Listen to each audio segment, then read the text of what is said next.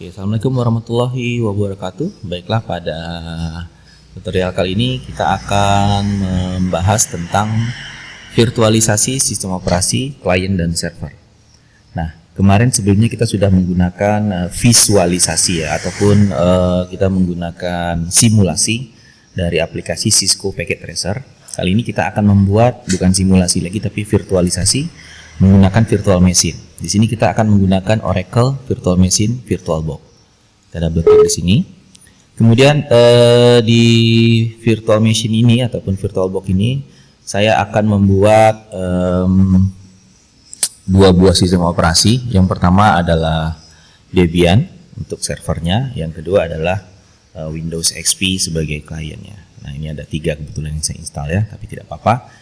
Nah, di sini saya tidak akan menjelaskan bagaimana cara menginstal Debian karena itu cukup memakan space waktu, tapi saya rasa semuanya sudah bisa dan banyak tutorialnya. Nah, sekarang saya akan mengajarkan bagaimana cara membuat mesin virtualnya. Nah, di sini yang kita lihat di sini ada 3. Ini adalah komputer virtual. Jadi anggap saja ini sebuah komputer yang punya konfigurasi prosesor, VGA, RAM, dan hard disk di dalamnya serta sistem operasi yang terinstal. Nah, sekarang saya akan tunjukkan bagaimana cara melakukan instalasi mesin virtual di VirtualBox. Yang pertama kita klik tombol New, kemudian kita ketikkan di sini nama mesin virtualnya, misalkan Debian 7 misalnya. Kita klik Next, kemudian pada pemilihan memory size kita buat aja yang recommended oleh sistem, tergantung dari laptop kita. Kalau RAM yang besar biasanya dia akan up, kalau RAM kita pas-pasan dia akan decrease untuk size dari RAM-nya. Kemudian hard disk, kita pilih aja virtual hard disk. Kemudian untuk hard disk file type-nya VDI ya, virtual disk image. Next, kemudian kita buat saja dynamic untuk storage on physical hard drive ataupun hard disk. Kita klik next, kemudian ini kita disuruh menentukan berapa besar kapasitas hard disk virtual yang akan kita buat. Recommended-nya di sini ada 8 GB untuk Debian. Kalau untuk Mikrotik itu mungkin lebih sedikit. Itu tergantung sistem sebenarnya. Bisa kita decrease atau kita kecilkan, atau jika kita biarkan saja secara default tidak apa-apa. Kemudian kita klik create. Nah, setelah jadi seperti ini sama ibaratnya kita sudah mempunyai sebuah PC baru. Namun belum terdapat sistem operasi di dalamnya. Kita akan melakukan instalasi sistem operasi di dalam komputer virtual ini. Caranya adalah klik setting, kemudian di sini pada tab general ini banyak informasi general, biarkan saja default. Kita pilih ke sistem. Nah, di sistem ini pada boot order ada 3 pilihan yang secara default terseleksi. Yang pertama ada floppy kita tidak gunakan, kita buang checklistnya, dan floppy kita geser ke bawah. Yang akan kita gunakan nanti adalah optical dan hard disk. Optical ini seperti CD-ROM pada komputer yang realnya. Dan hard disk ini juga hard disk pada komputer real. Nah, kita buat di sini optikalnya yang lebih dahulu dibaca ketika komputer pertama kali menyala, baru kemudian akan membaca hard disk. Karena nantinya kita akan melakukan instalasi melalui optical disk ini, namun yang virtualnya juga menggunakan file ISO. Jadi bukan DVD drive ataupun DVD disknya langsung, tapi kita gunakan file ISO. Kemudian kita pilih pada tab storage yang penting. Kemudian di sini ada gambar CD bertuliskan empty, kita klik. Artinya di sini CD-ROM-nya masih kosong. Di sini ada beberapa pilihan. Nah, di sini bisa kita pilih live CD ataupun DVD. Ketika kita klik ini, maka kita bisa memasukkan real DVD installernya ke dalam DVD room laptop ataupun PC kita. Namun kita tidak gunakan itu karena alasan DVD ini sering error, sering tak terbaca, sering tergores dan mudah rusak. Makanya untuk hari ini kebanyakan orang menyimpan image itu di dalam file ISO. Nah, setelah kita klik di sini, kita klik di gambar CD yang biru ini, kita akan memilih file ISO mana yang akan kita install ke dalam mesin virtual yang barusan kita buat tadi. Nah, di sini kita pilih choose a disk file, ya. Kita klik di sini. Nah, di sini ada contohnya Mikrotik ISO, ya ISO. Kita bisa pilih sistem operasi apa saja, misalkan Mikrotik misalkan, ya. Kita klik open. Nah, sekarang sudah terisi. Jadi ibaratnya kita sudah memasukkan sebuah DVD ke dalam optical drive-nya. Kemudian kita klik network karena kita mau bermain dengan jaringan. Di network kita pilih di sini ada beberapa network, ada 4 maksimal. Kita pilih 1 dulu, kemudian kita klik enable. Yang ini nanti akan kita setting ulang. Kemudian kita klik OK. Setelah ini berarti kita sudah punya sebuah PC, ada prosesor, ada RAM, ada hard disk, dan ada juga CD installer yang sudah kita setting sedemikian rupa seolah-olah dia ada di dalam optical disknya mesin virtual ini. Setelah ini kita tinggal klik start untuk menjalankan mesin.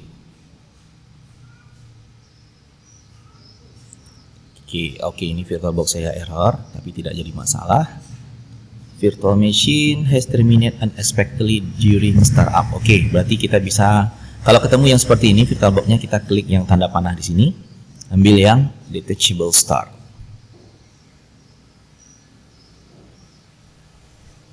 Oke, sekarang sudah berjalan ya, detachable start. Kemudian kita klik start. Biasanya itu tidak tampil, tapi ini kalau tampil tidak masalah, klik aja start. Nah, kira-kira seperti ini, otomatis sistem akan loading, membaca sistem operasi yang ada di dalam disk tadi. Nah, setelah sampai di tahap ini, kita akan lanjutkan dengan proses instalasi sesuai sistem operasi apa yang mau kita install. Kalau Windows 8, ya kita ikuti proses instalasi Windows 8. Kalau Windows 7, kita ikuti juga. Kalau Windows XP ataupun Debian atau Linux, kita ikuti saja. Nah, di sini error ya, fatal error, not hard drive found. Karena sistem operasi yang kita masukkan ISO-nya dengan yang ada di sini itu berbeda. Jadi dia tidak membaca sehingga dia anggap error. Tapi pada intinya setelah dia reboot seperti ini itu akan melakukan proses instalasi. Sekarang saya tutup ya, saya klik power off the machine. Saya ulangi misalkan yang gampang ya, karena Debian ini installnya lama, jadi saya skip. Ini saya delete dulu. Kalau kita mau delete mesinnya, kalau seumpamanya tidak digunakan lagi, karena dia lumayan memakan space dari hard disk, kita bisa delete. Kemudian kita klik delete all files. Nah, misalkan ini ada MikroTik, ini saya hapus dulu. Remove, delete all files. Saya akan contohkan yang paling gampang tuh menginstal MikroTik, karena itu paling cepat ya. Klik lagi new, kemudian klik di sini MikroTik, kemudian klik next. Nah, kan dia cuma butuh 64 untuk RAM-nya. Next, karena dia sangat membutuhkan resource yang kecil kalau untuk MikroTik. Create, next lagi, next. 2 GB terlalu besar untuk MikroTik, kita buat aja sekitar 300 MB saya rasa cukup. Create. Oke, sudah jadi. Sama seperti tadi, langkahnya kita klik setting, kemudian pada bagian sistem, floppy-nya digeser ke bawah, buang checklistnya. Pada storage, kita klik yang di CD ini, klik di sini dan choose. Ini sudah ada MikroTik ya, kita klik langsung saja. Kalau tidak, kita browse di sini. Klik, kemudian kita klik pada network sudah oke. Oke. Kemudian kita start, detachable start.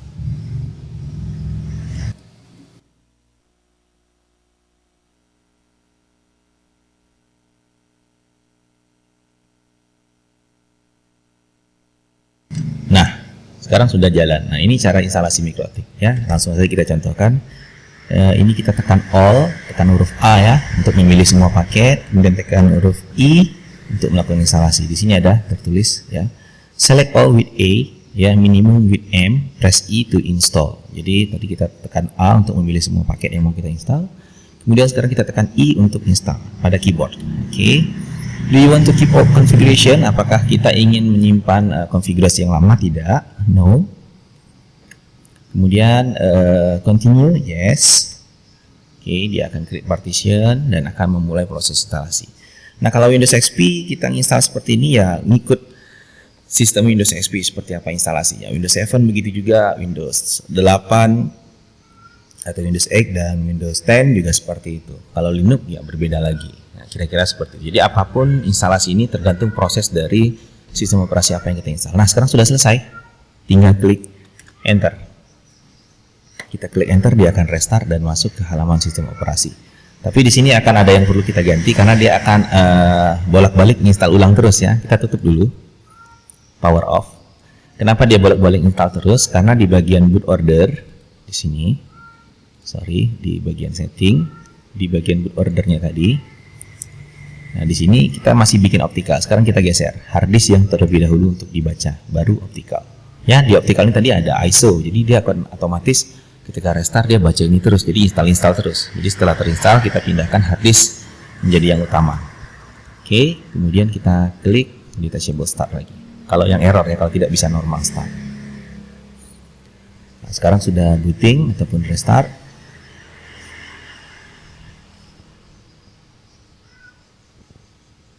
Oke, di sini ada tulisan it can be done later, system check this, do you want to know? Ya, dia minta scan this, no. Oke, sekarang sudah selesai, kita login dengan MikroTik. Nah, ini adalah sistem operasi MikroTik, sudah selesai. Nah, kira-kira seperti itu. Debian juga seperti itu, hanya saja langkah instalasinya kita ikuti langkah instalasi Debian itu seperti apa, ya. Oke, begitu untuk melakukan instalasi sistem operasi pada mesin VirtualBox. Nah, sekarang kita abaikan ini dulu, kita ambil Debian dan Windows XP. Sekarang saya jalankan Windows XP di sini. Saya klik detachable start karena ini VirtualBox-nya error ya. Belum ketemu errornya di mana, tapi tidak apa-apa, bisa diakali. Oke, ini Windows XP saya, start. Kemudian di sini ada Debian yang sudah saya install, prosesnya ikuti ya, proses instalasi Debian sama. Oke, lumayan besar suaranya, saya kecilin dulu. Oke, belum keluar. Yang kemudian ini ada Debian, saya klik lagi start, detachable start. Ini saya minimize. Oke, ini Debiannya jalan. Nah, Debiannya jalan seperti ini, kita tinggal klik enter. Debiannya sudah terinstall, ini Windows XP-nya sudah. Ini saya kecilin dulu volumenya. Oke. Nah, ini ada dua buah sistem operasi, 3 bahkan, sistem operasi host saya, sistem operasi Debian, dan sistem operasi Windows XP. Semuanya virtual. Nah, jadi ini saya login di Debian-nya sebagai root. Ini adalah user ketika kita melakukan instalasi Debian, jadi kita harus ingat user kita apa, password kita apa, ya. Jadi jangan sampai lupa untuk kita login. Nah, sudah seperti ini. Nah, sekarang kita mau membuat virtualisasi antara kedua, ini server ya, kedua sistem operasi ini server, ini klien. Karena kita mainnya di VirtualBox, supaya lebih mudah kita ganti metode dari koneksi jaringannya. Pertama di sisi klien dulu, di sisi klien ini, di menu paling bawah ini ada gambar network, kita klik kanan, kemudian kita ambil network setting. Nah, di sini adapternya yang kita setting tadi, ini sudah internal network ya, sebelumnya kan NAT ya, atau pertama kali kita membuat, ini kita pastikan terpilih internal network, kemudian klik OK. Dan yang di server juga begitu, klik bagian sini, ya bagian LAN ini, network setting, kemudian kita pilih juga internal network. Internal network artinya seolah-olah antara komputer virtual satu dan komputer virtual yang lainnya itu sudah terhubung ke dalam satu hub. Jadi tidak perlu kita lakukan setting kalau seperti di virtual machine ya, ataupun VMware itu kita gunakan host only adapter atau dan lain-lain. Kalau di VirtualBox kita bisa gunakan yang internal network tadi. Jadi seolah-olah antara mesin virtual satu dengan yang lain ini sudah terhubung menggunakan sebuah hub. Jadi sudah pasti terhubung.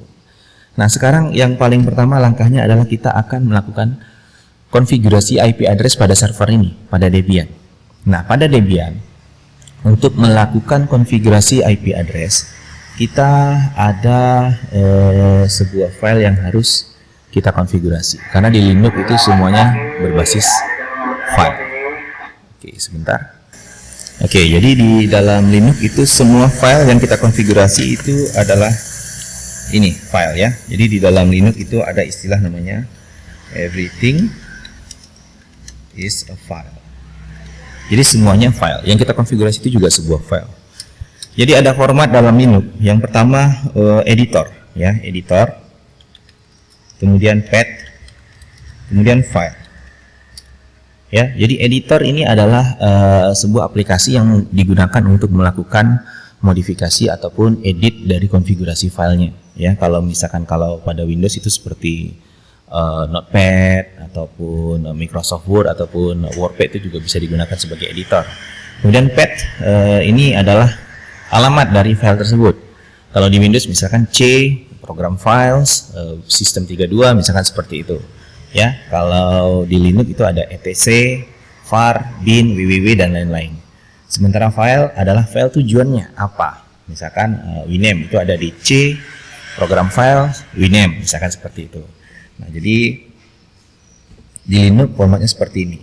Nah, ketika kita ingin menggunakan ataupun kita ingin melakukan konfigurasi pada Linux untuk IP address-nya, formatnya adalah yang pertama kali kita tentukan editornya. Di Linux editor yang saya rasa lebih familiar itu adalah Nano. Nama editornya adalah Nano, nantinya akan huruf kecil semua ya. nano, kemudian space formatnya. Kita buat slash, path-nya adalah di etc kalau kita mau melakukan konfigurasi IP address. etc kemudian networking, kemudian etc network, kemudian interface pakai S ya. Jadi nano itu adalah editornya, slash etc network interface itu adalah path-nya ya. Nanti akan otomatis terbuka halaman konfigurasi berbasis tag yang akan kita config. Jadi kita cukup ketikkan seperti ini dan kita tekan enter. Kita lihat langsung di Debian-nya. Di sini kita ambil nano untuk editornya, slash etc, kemudian slash network, slash interfaces. Nah, kenapa bisa lebih cepat mengetiknya? Kita usahakan gunakan tombol tab pada keyboard untuk menghindari kesalahan penulisan dan membuat penulisan ini lebih cepat. Misalkan seperti ini, nano, saya cuma ketikkan NAN tab, otomatis abaikan backsoundnya. Nano tab ya, spasi, saya klik slash et tab, otomatis dia. Kemudian net tab ya. Oke, net itu masih banyak, jadi dia belum bisa keluar. netw ya, network. Oke, tab, slash lagi int tab, otomatis dia. Nah ya, jadi itu lebih cepat dan menghindari kesalahan penulisan. Kemudian kita tekan enter, network nano etc network interfaces, enter. Nah, ini adalah halaman IP address. Ini sudah saya isi. Pada defaultnya ini tidak ada ya. Pada defaultnya bagian ini cuma tersedia biasanya auto LO dan efface LO init loopback, itu yang ada. Yang bagian ini kita ketik sendiri. Yang mulai dari auto ETH0 itu kita ketikkan sendiri. Nah, kenapa dia ETH0? Di Linux ini punya penamaan sendiri terhadap terhadap LAN card ataupun network interface card.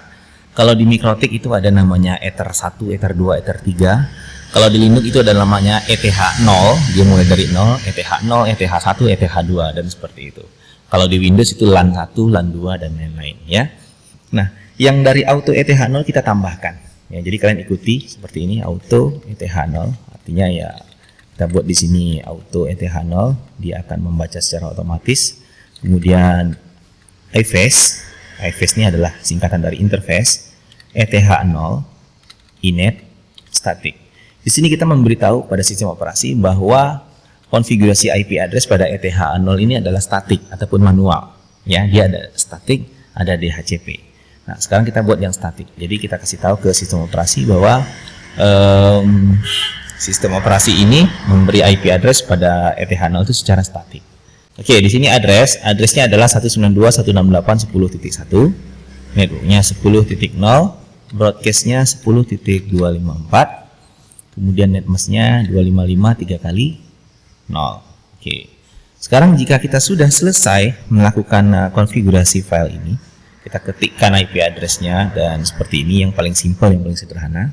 Kemudian di sini di bawah kita lihat ada tanda panah ke atas kecil, G itu get help, tanda panah ke atas O write out, read file, review spec dan lain-lain. Nah, untuk melakukan penyimpanan file yang sudah kita kerjakan yang tadi, kita tekan kontrol. Kontrol itu artinya panah yang atas kecil itu artinya kontrol. Kita tekan kontrol O untuk write out, artinya untuk menyimpan. Kontrol O. Ya, ada tulisannya file name to write etc network interface. Kemudian kita tekan enter. Kemudian sudah tersimpan. Di situ ada Ctrl X untuk exit ya, Ctrl X exit. Nah, jika sudah seperti ini, kita restart servicenya. Ya, ini melakukan konfigurasi file. Sekarang kalau restart, formatnya mirip. Kita bisa gunakan etc,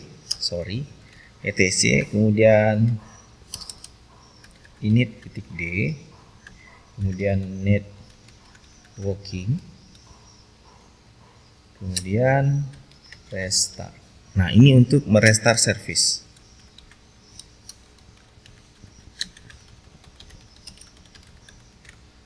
Ya, ini untuk merestart service. Sedangkan yang ini tadi untuk konfigurasi.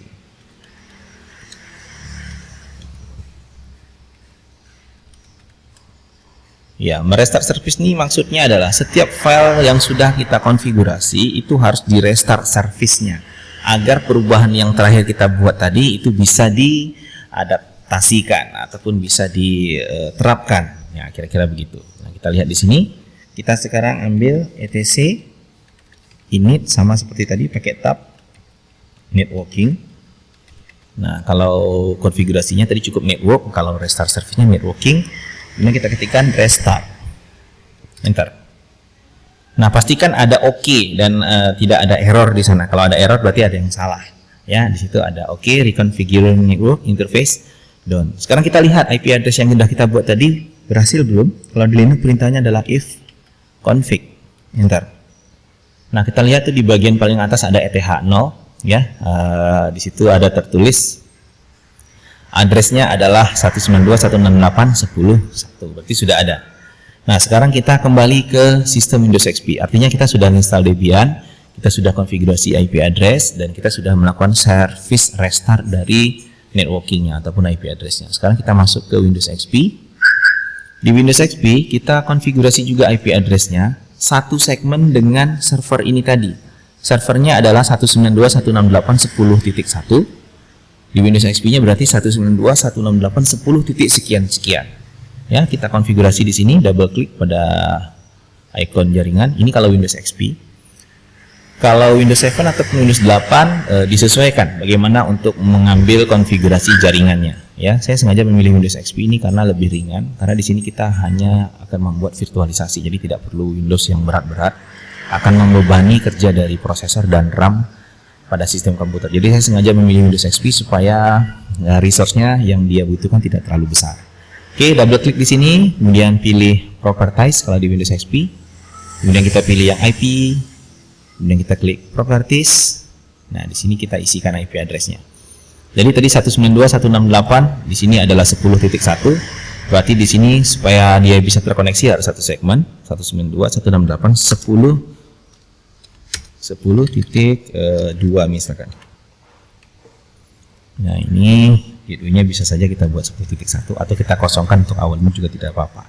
Karena kita belum menggunakan router seperti yang kita simulasikan pada Cisco Packet Tracer sebelumnya. Kemudian kita klik OK. Close sampai selesai close-nya. Di sini kita tahu 192.168.10.1, di sini 192.168.10.2. Sekarang dari komputer klien akan kita coba mengeping ke komputer server. Kita klik di sini, kemudian ambil command prompt. Intinya kita ambil command prompt di sistem operasi Windows-nya. Kita ketikkan ping 192.168.10.1 karena 10.1 itu adalah alamat dari server kita. Oke, reply. Di sisi server kita coba juga ping 192.168.10.2. Oke, reply. Jadi saat ini antara server Debian virtual dan komputer virtual Windows XP itu sudah saling terhubung secara real, walaupun dia di mesin virtual, tapi secara realnya begini. Kalau di Cisco Packet Tracer kemarin kita cukup klik ngasih IP address terus uji. Nah, kalau ini realnya seperti ini ya. Nah, itu cara penggunaan ataupun cara konfigurasi IP address pada Debian. Sekarang berikutnya, kemarin kita sudah bahas tentang DHCP server. Kita akan membuat DHCP server pada server Debian ini supaya nantinya dia akan memberikan IP address secara otomatis kepada Windows XP. Ya, kepada Windows XP ini secara otomatis. Nah, di sini paketnya, nama paket ya, sorry ada yang terlupa sama saya. Di Linux itu ketika kita mau melakukan instalasi server apa saja itu ada istilahnya nama paket. Nah, kalau kita mau menginstal DHCP, kita membuat DHCP server, itu nama paketnya ada beberapa tergantung versi dari Debian. Ada yang DHCP 3 server, ada juga yang terbaru namanya ISC DHCP server. Ya, itu kalau untuk DHCP server. Kemudian kalau untuk web server itu biasanya nama paket yang kita pakai adalah Apache. Kemudian kalau kita untuk instalasi DNS biasanya digunakan nama paketnya adalah Squid. Sorry, bukan Squid. bin ya, bin 9. Oke, kalau squid itu untuk proxy. Kalau proxy server,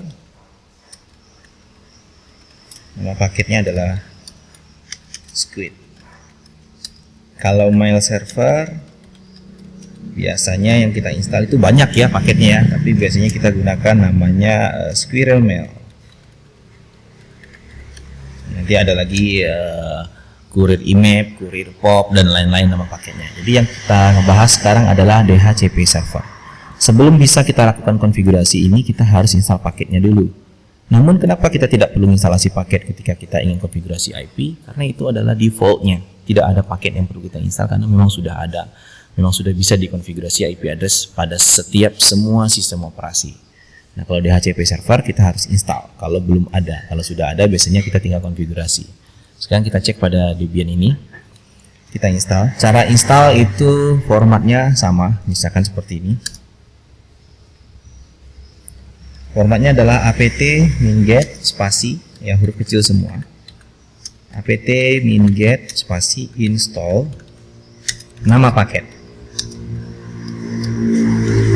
Abaikan backgroundnya.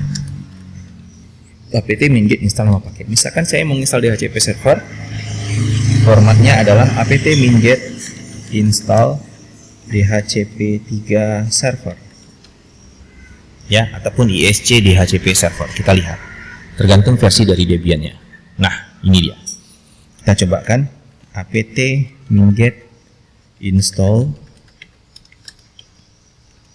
dhcp3 server.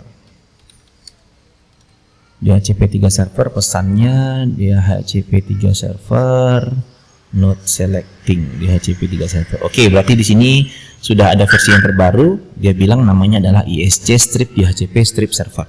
Berarti kita lakukan instalasi, nama paketnya adalah isc strip dhcp strip server. Install. Oke, kebetulan di sini saya sudah pernah uji kemarin, sudah terinstall. Tapi kalau misalkan belum, nanti akan ada tulisan yes untuk konfirmasi untuk instalasi. Tekan saja yes. Setelah dia selesai terinstall, paling cuma beberapa detik selesai. Nah, jika sudah selesai instalasi paket, kita lanjut kembali kepada yang pertama tadi, yaitu konfigurasi file. Nah, konfigurasi file formatnya adalah editor nano, kemudian path-nya etc. Nah, DHCP server ini ada di DHCP, kemudian dhcpd.conf. Nama filenya adalah dhcpd.conf. Kalau network tadi tidak ada file, artinya network interfaces otomatis langsung. Kalau di DHCP itu path-nya ada di nano editornya, kemudian path-nya etc dhcp dhcpd.conf. Artinya kita mau melakukan edit file dhcpd.conf pada folder etc dhcp. Pada folder etc dhcp, di dalam folder dhcp tersebut ada file namanya dhcpd.conf. Dan file tersebut akan kita edit menggunakan editor nano, kira-kira seperti itu. Kemudian kita tekan enter. Nah, di sini kita lihat ada banyak konfigurasi bawaan dari sistem operasi ini. Kita memilih konfigurasi untuk DHCP-nya saja. Langsung kita menuju ke alamat tertentu. Nah, di sini. Ini adalah file konfigurasi yang perlu kita edit. Kamu ataupun kalian cari baris yang seperti ini, ya, cari baris yang seperti ini. Kemudian yang ada tanda pagar itu artinya tidak akan dieksekusi oleh sistem operasi. Makanya di atas ini semuanya ada tanda pagar. Yang saya buang tanda pagarnya di sini, ya, mulai dari yang ada kata-kata a slightly different configuration for an internal subnet, ya. Nah, di sini saya buang pagarnya, ya. Biasanya yang subnet rank ini sudah ada secara default, namun perlu kita edit, ya. Nah, misalkan seperti ini, awalnya ada tanda pagar seperti ini, di sini ada tanda pagar, kemudian memang sudah ada tulisan subnet seperti ini, cuman IP-nya berbeda. Jadi kita harus samakan IP address-nya dengan network yang sudah kita setting tadi, ataupun IP yang sudah kita setting tadi. Untuk subnetnya kita buat di sini 192.168.10.0. Netmasknya kita buat 255.255.0. Kemudian ini ada tanda kurung kurawal, artinya lakukan. Kemudian rank dari IP address yang akan diberikan oleh server kepada klien. Nah, itu ya. Jadi rank 192.168.10.2, dimulai dari 10.2, dia akan memberikan IP secara otomatis kepada klien dimulai dari 10.2 sampai 10.254. Ya, sampai 10.254. Kemudian di sini ada option domain name server, akan kita gunakan tapi nanti sekarang belum. Jadi kita biarkan aja tanda pagarnya. Nah, yang di subnet ini tadi kita buang pagarnya karena kita akan gunakan konfigurasi ini. Ini option domain name server yang kedua itu tidak kita gunakan untuk saat ini, kita kasih tanda pagar tetap. Kemudian di sini option routers, artinya kita memberitahu pada klien bahwa nanti ketika dia request IP address, alamat dari routernya ataupun alamat dari gateway-nya adalah 10.1, yaitu alamat dari server itu sendiri.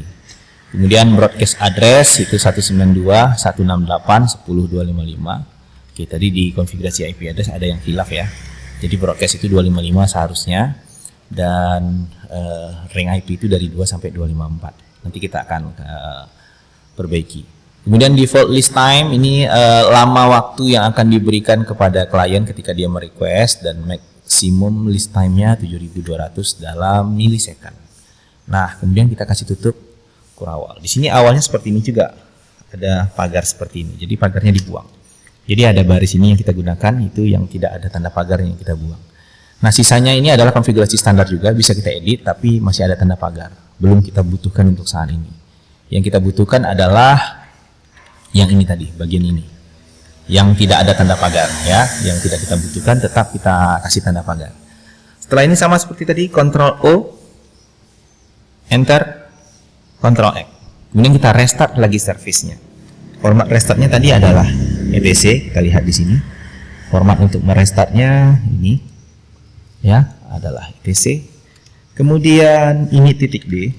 Banyak cara sebenarnya, tapi ini salah satu caranya. etc ini titik D. Kemudian nama paketnya apa? Nama paketnya adalah ISC DHCP server. Ya, panjang kan? Saya cuma ketikkan IS tab. Oke, otomatis terketik. Kemudian kita klik restart. Enter. Pastikan tidak ada error. Ya, stopping ISC DHCP server oke, starting oke. Berarti sampai saat ini kita sudah berhasil membuat DHCP server. Sekarang servernya sudah ready, kita uji di klien apakah benar apa tidak. Di sini sisi klien. Kita klik lagi network yang di sini. Properties, TCP/IP. Di sini masih static, kita ambil yang obtain. Obtain untuk mendapatkan IP secara otomatis dari server. Klik OK. Klik close, klik OK, dan kita pantau di sini. Nah, local area no connected, address type-nya assigned by DHCP, diberikan oleh DHCP server. IP address-nya adalah 10.2, subnet mask-nya 255.255.0, default gateway-nya adalah 10.1. Ini kita tidak melakukan konfigurasi IP, kosong, IP-nya didapat dari DHCP. Ya, IP-nya didapat dari DHCP. Sekarang coba kita stop servisnya. Kembali ke Linux, Debian. Ini tadi servisnya untuk restart ya. Ini bisa kita gunakan belakangnya. Bisa restart, bisa start, bisa stop. Stop. Artinya saya mau mematikan servis DHCP-nya. Di sini saya klik repair. Kita lihat apakah dia bisa dapat IP. Seharusnya tidak, karena servis DHCP-nya sudah kita stop. Kita lihat, dia akan sangat lama sekali untuk mendapatkan IP. Ya, nah ini sudah mulai ngehang ya, karena bingung dia IP-nya nggak dapat. Biasanya akan terjadi error, tapi mungkin ini akan take a long time, agak sedikit lama. Ya, jadi kalau kita stop seperti ini, hilang dia IP address yang di sini, karena service DHCP-nya mati. Sekarang coba kita start kembali, start. Nah, error ya, couldn't finish repair the problem because following action cannot be complete. Ya, sekarang kita sudah start kembali, kita klik repair. Oke, selesai. Dapat lagi IP-nya. Kalau kita sudah start kembali. Nah, kira-kira seperti itu untuk melakukan konfigurasi IP address pada Debian server dan melakukan DHCP server pada Debian. Dan kita langsung ujikan dengan sistem operasi yang realnya walaupun di mesin virtual. Kira-kira seperti itu.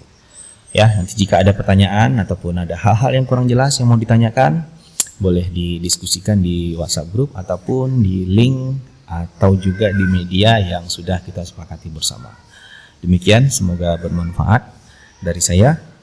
Sebelum saya tutup, saya akan lakukan shutdown dulu terhadap mesin virtual, sama seperti biasa.